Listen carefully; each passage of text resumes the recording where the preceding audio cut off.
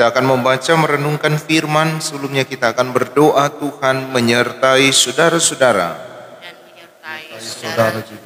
Mari berdoa. Tuntunlah kami saat ini ya Tuhan, di saat kami akan membaca dan akan merenungkan kebenaran sabda firman-Mu, agar apa yang kami baca dan renungkan ini mampu untuk kami terapkan di dalam kehidupan kami, tentu di dalam pertolongan kuasa Roh-Mu yang kudus. Dan biarlah ya Tuhan, kami bukan hanya sekedar mendengar dan membaca firman saja, tapi juga kami akan melakukannya dalam kehidupan kami, agar supaya kami dapat selalu memberi buah bagi kemuliaan Tuhan. Berfirmanlah Engkau bagi kami ya Bapa, karena kami yang beribadah di saat ini telah sedia untuk membaca dan merenungkan akan kebenaran sabda firman-Mu. Di dalam nama Tuhan Yesus Kristus, firman yang telah menjadi manusia, yang memberi sukacita dan memberi pengharapan, kami berdoa saat ini. Amin. Mari kita membaca bagian firman Tuhan yang terambil di dalam kitab Injil Yohanes pasalnya yang ke-15, ayatnya yang pertama hingga ayatnya yang ke-8. Yohanes pasalnya yang ke-15, ayatnya yang pertama hingga ayatnya yang ke-8. Dan untuk bagian firman ini kita akan membacanya secara berbalas-balasan. Kita yang adalah laki-laki akan membaca ayatnya yang pertama, dan yang adalah perempuan akan membaca ayatnya yang kedua. Begitu seterusnya secara berbalasan laki-laki dan perempuan sampai dengan ayatnya yang ke-8. Yohanes pasal 15 ayatnya yang pertama hingga ayatnya yang ke-8 akan dimulai oleh seluruh laki-laki. Oleh Lembaga Alkitab Indonesia diberikan judul Pokok Anggur yang Benar. Seluruh laki-laki. Akulah pokok anggur yang benar, dan Bapakulah pengusahanya. Setiap ranting padaku yang tidak berbuah dipotongnya, dan setiap ranting yang berbuah dibersihkannya, supaya ia lebih banyak berbuah. Kamu memang sudah bersih karena firman yang telah kukatakan kepadamu. Tinggallah di dalam aku, dan aku di dalam kamu, sama seperti ranting tidak dapat berbuah dari dirinya sendiri kalau ia tidak tinggal pada pokok anggur.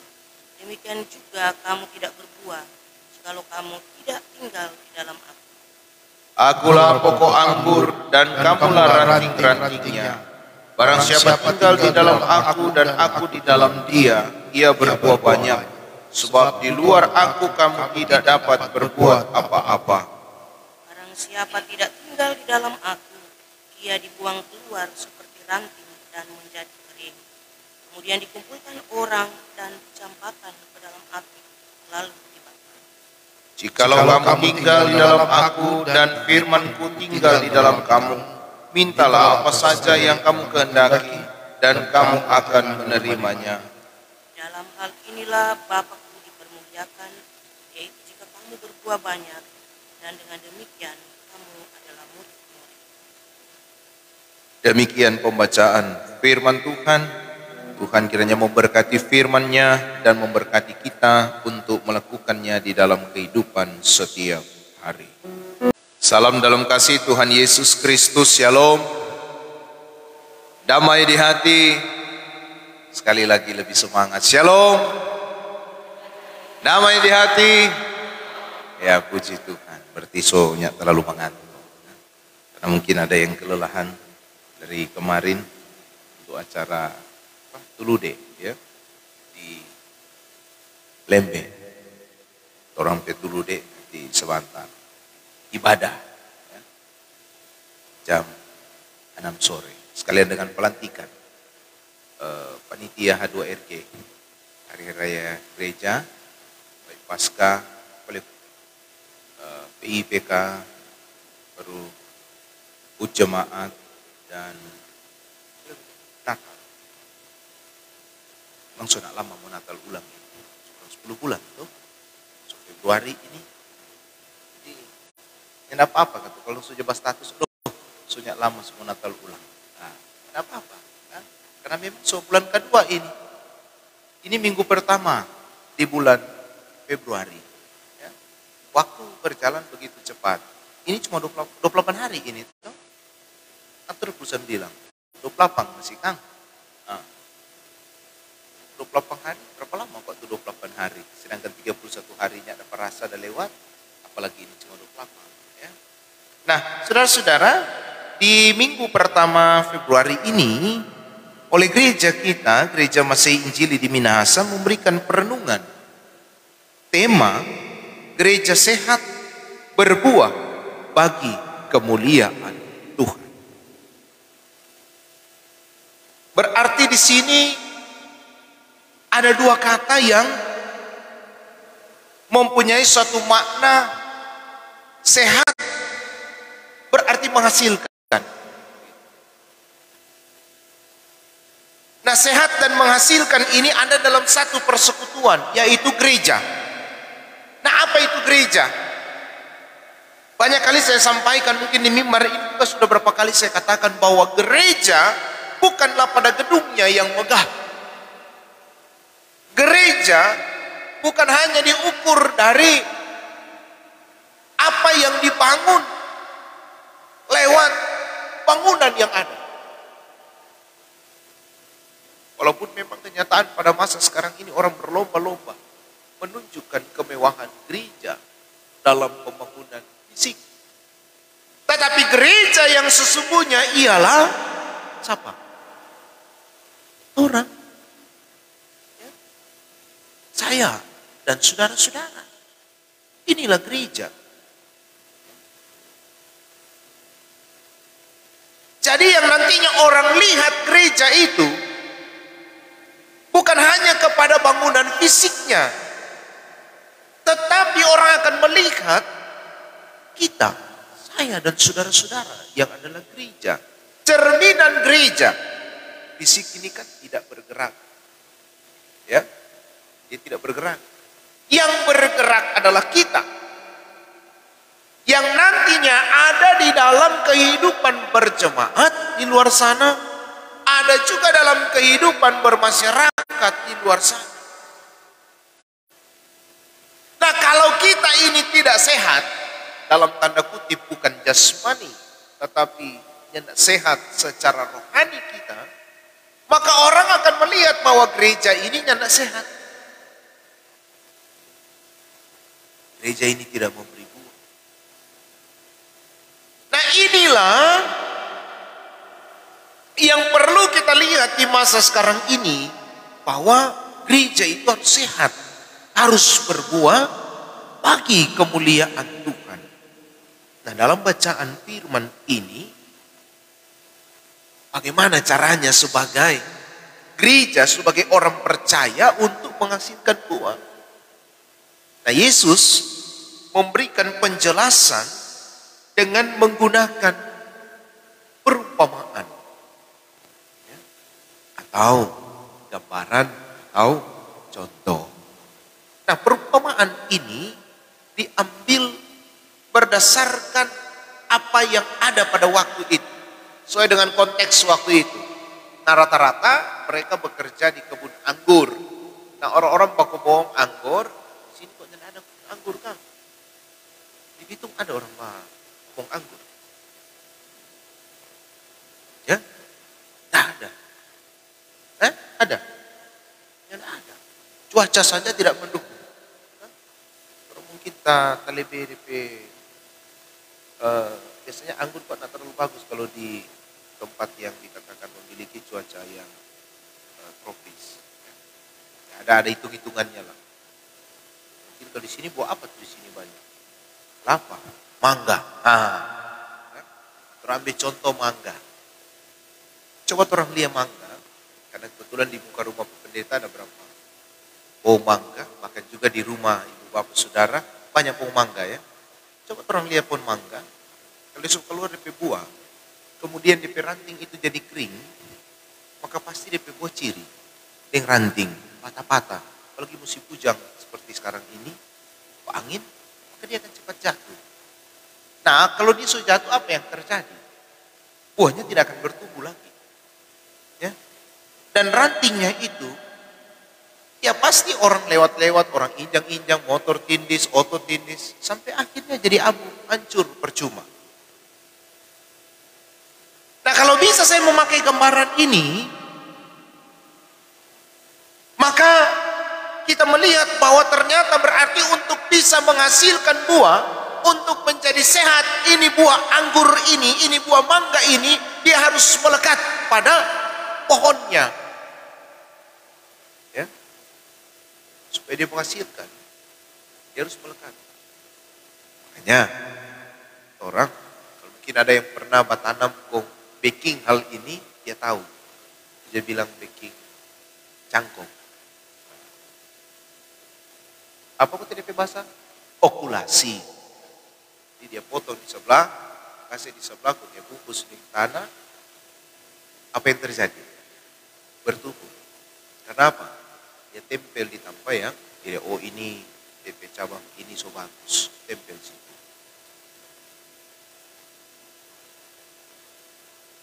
Untuk menghasilkan buah dia harus ada di tempat atau melekat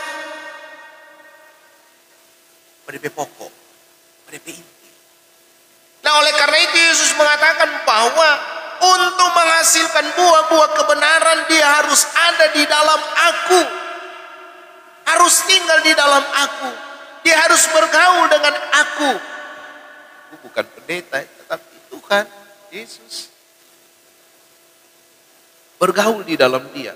Nah, ketika ada di dalam dia, maka pasti dia akan memberikan buah. Dia akan menghasilkan. Ayat 1 sampai dengan ayatnya yang ke-6 itu menjelaskan bagaimana dia memberi buah dan bagaimana dia tidak menghasilkan. Dan apa dampak kalau sudah tidak menghasilkan. Yang kemudian ayat 7 dan ayat 8 memberikan penjelasan bahwa di dalam dia bergaul bersama dengan Yesus, maka ada buah-buah kebenaran yang dihasilkan, maka juga akan memberi dampak dalam kehidupannya. Dikatakan di sini, yang pertama apa? Ayat 7.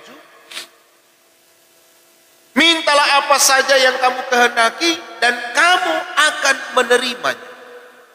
Yang kedua apa ayat 8 bilang? Jika kamu berbuah banyak dan dengan demikian kamu adalah murid-muridku. Jadi dikatakan sebagai murid-murid. Jadi yang pertama ada apa? Dia pengen janji. Minta segala sesuatu pasti diberi. Yang kedua jadi murid-murid. Ketika ada pada pokok anggur yang benar. Dan dalam hubungan firman ini saya mau katakan bagi orang bahwa kita pun sebagai orang-orang percaya masa kini, sebagai gereja, kita harus ada di dalam Tuhan. Kita harus bergaul erat dengan Tuhan. Agar supaya buah kita dilihat, buah kita dinikmati orang. Yaitu buah-buah kebenaran. Karena saya mau katakan ada juga buah-buah yang tidak dinikmati orang. Ataupun dinikmati hanya oleh orang-orang tertentu. Ya. Pendeta dulu, pendeta bilang, orang masa kanak-kanak dulu di tahun-tahun 80-an akhir dan 90-an awal, orang belum sama dengan sekarang, so bermain gadget, so main sepeda, ya.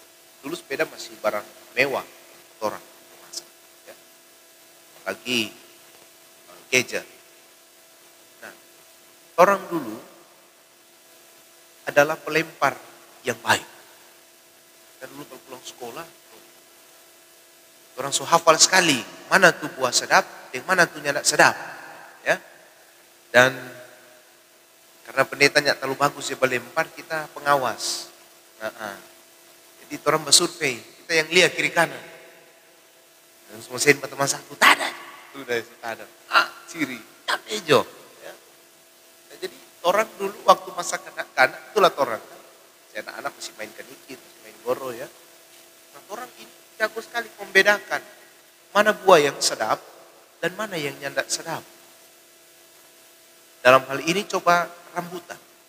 Orang tahu betul mana rambutan tak kupas dan mana yang nyandak tak kupas. Lewat warna. Terus merah kong pekat sekali. Orang dia bilang begini, sudah jual lempar. Yang sedap asam itu, kongnya tak kupas. Nah, kalau dia cuma ijo-ijo mau ijo ke merah-merahan, itu sedap. Karena dia pasti tak kupas. Kong manis, sedap. Nah, orang tahu membedakan. Saya mau katakan bahwa dalam hal ini kita menghasilkan buah yang dinikmati, buah yang sedap. Karena ada orang berbuah, ada buahnya sedap, ya, buah tidak dinikmati. Contoh orang dia, kalau buahnya sedap orang bikin apa? Dong saya biar sampai ciri sendiri, ya, sampai busuk. Salah satu contoh misalnya, ada yang suka makan belimbing botol di sini? Ada? Ada yang suka? Sedangkan masih membayangkan so ngilu tuh gigi. Oh? Apalagi mau gigi. Itu hanya dinikmati oleh orang-orang tertentu. Dia so mengidang, dia mengidang maka asal kasih belimbing botol. Jadi ada buah yang tidak dinikmati orang, tapi dia menghasilkan. Ya. Pohon menghasilkan buah, tetapi tidak dinikmati.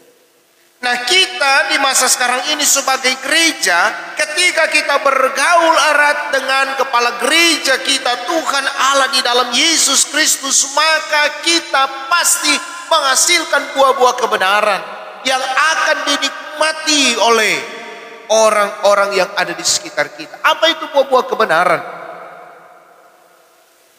Perilaku kita, cara hidup kita, ucapan kita, itulah buah kebenaran yang akan dinikmati orang ketika kita bergaul dengan mereka. Nah itu akan memberi sukacita, akan menjadi ucapan berkat bagi orang, karena orang ada pada pokok anggur yang benar. Sehingga kita yang adalah gereja ini menjadi sehat. Sehat bukan hanya sekedar dia rajin datang ke gereja, tetapi juga menjadi sehat karena seimbang antara kehidupannya ketika dia bergereja maupun ketika dia tidak bergereja. Dia ada di dalam gereja ataupun dia ada di luar gereja. Itu seimbang. Di dalam gereja dia menyanyi, puji-pujian luar biasa, penyembahan, pengakuan dosa, lebih soe, curah air mata. Keluar di gereja, belum sampai di rumah, sudah cerita orang. Tidak memberi buah. Dia hanya berbuah ketika dia ada di dalam gereja. Nah fungsi kita datang di tempat ini ya itu agar supaya kita kembali menikmati siraman firman. Kalau sudah pasirang, maka orang ini akan menjadi pribadi-pribadi yang so bersih, so wangi, so bau sedap. Keluar ke sana, orang cium bau sedap itu dinikmati orang.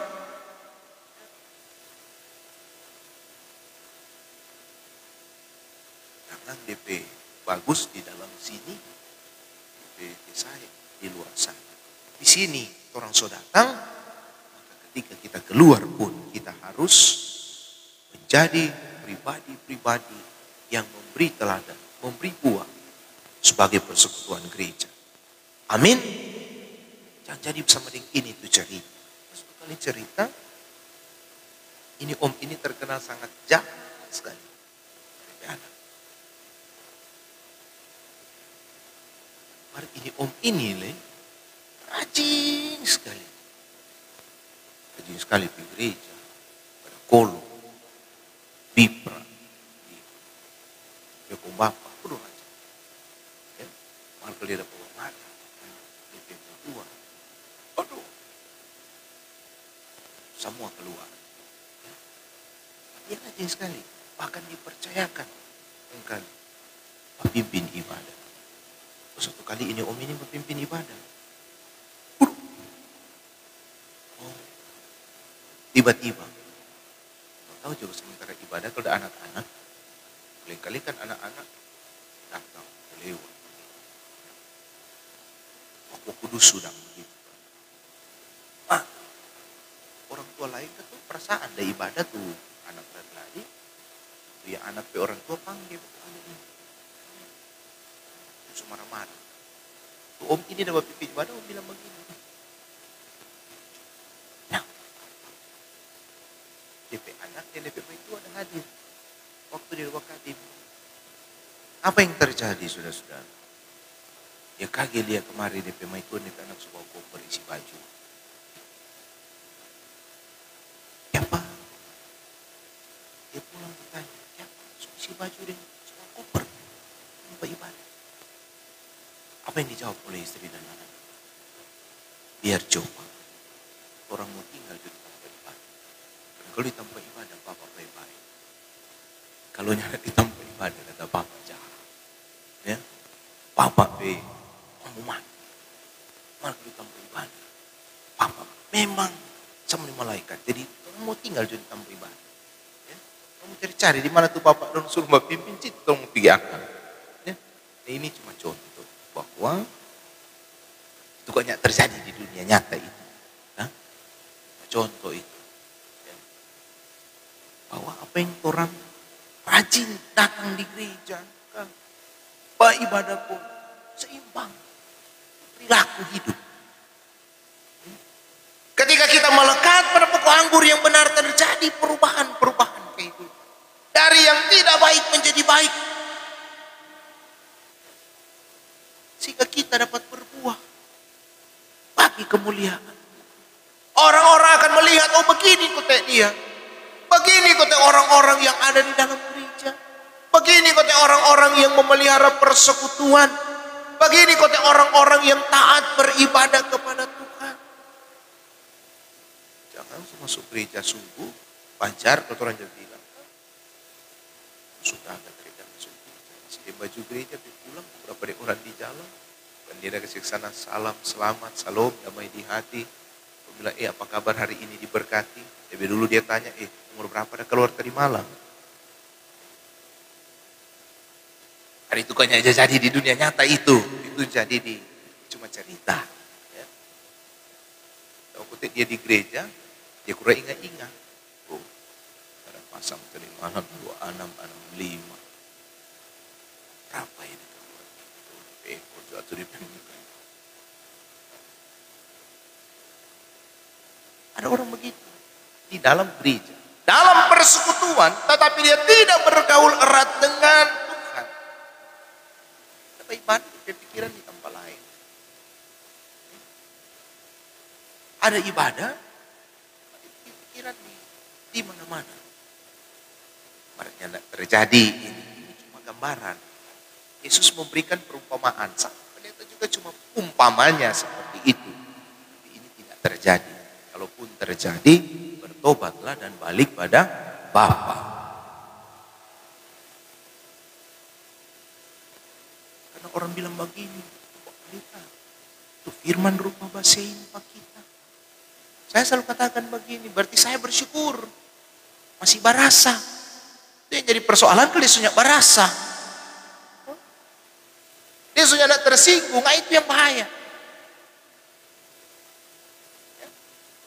Kalau dia masih barasa, dia tersinggung dengan firman, bersyukur. Tuhan mau engkau berubah. Amin. Supaya kehidupan jadi bagus. Supaya gereja ini jadi sehat, gereja ini memberi buah. Tuhan dimuliakan dalam persekutuan kita sebagai gereja. Dan semoga Tuhan menolong dan memampukan saudara-saudara untuk memberi buah. Jadi gereja yang sehat. Bukan cuma sehat secara fisik, tapi juga secara rohani untuk menjadi berkat bagi banyak orang dimanapun kita pergi dan berada. Amin.